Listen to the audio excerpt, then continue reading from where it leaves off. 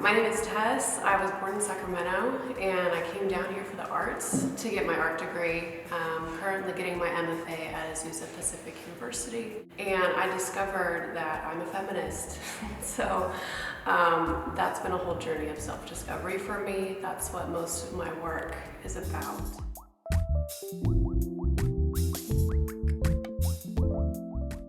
A lot of what I do is translated through the symbol of the chair. I believe that the chair really represents women and the burdens that we bear in society, just like chairs bear our weight all of the time. So a lot of what I do centers around the female experience and a lot of the good and a lot of the bad and the ugly, unfortunately.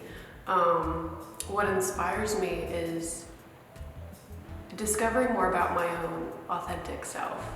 You know, I think in a lot of ways women aren't encouraged in that, to be authentic.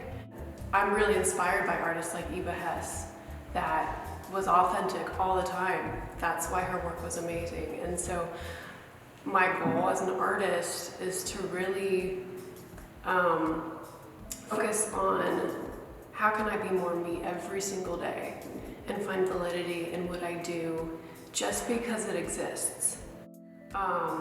And so a lot of my work is also encompassing things like talking about gender expression. I don't want to fit into the box that has been put on me, you know, all women throughout history. And what does that look like? You know, we have so many labels today and so many boxes that we're required to fit into. And so what does it mean to transcend above them and still retain our core identity? You know, what does that look like? What does true, authentic humanity look like? And especially as a woman, what does my humanity look like? And how am I reclaiming that for myself, first and foremost? My work really focuses on discussing aspects of marginalized groups, you know, that aren't talked about enough, like LGBTQ. You know, what is the experience like? How can we generate discussion about it that actually produces change? And I believe that change starts internally, you know, individually. I'm very focused on the individual right now in my work, and that my introspectiveness as a person naturally comes out. So my introspectiveness, I'm asking really important questions, and I'm hoping that the viewers will pick up on those questions and ask them for themselves and translate it through their own eyes.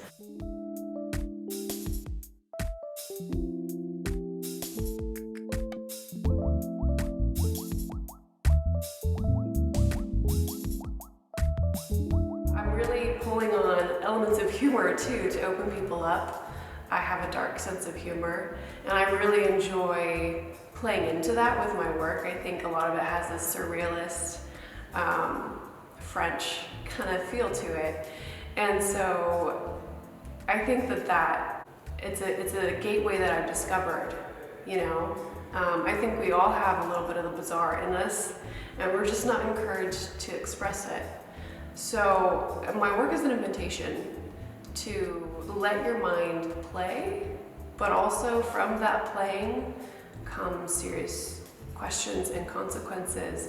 And it's like a lot of my work, you know, I've seen a lot of injustice in society and experienced injustice. And it's one of those things where once you see it, you can't unsee it. So with my drawings, with my sculpture, I'm wanting to produce these reactions in people where they can't unsee it. And a lot of my work is very tactile also. I really gravitate towards natural materials. I'm really interested in things that you want to reach out and touch, that you want to reach out and connect with.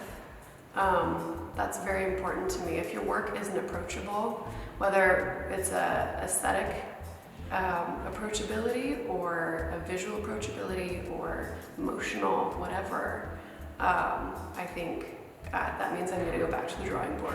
So that's my efforts in everything that I do. I really want to make it relatable and approachable.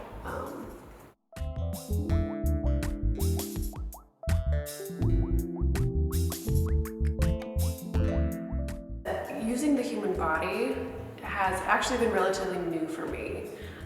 In the past, I've traditionally relied on the chairs and metaphorical representation of the human form, but this body of work is the most explicit I've ever been, and that's exciting. I didn't want to be just another figurative artist, but there's so much power in the human body. And so I think I was just waiting for when I could appropriately respect it and use it well.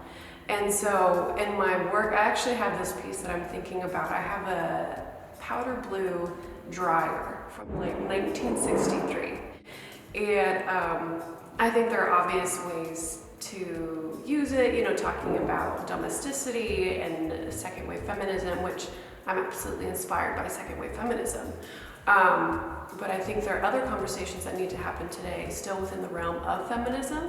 We can draw on the inspiration from our second wave mothers, but how can I use the human body with that dryer? So I've been definitely thinking about using other objects and their implications.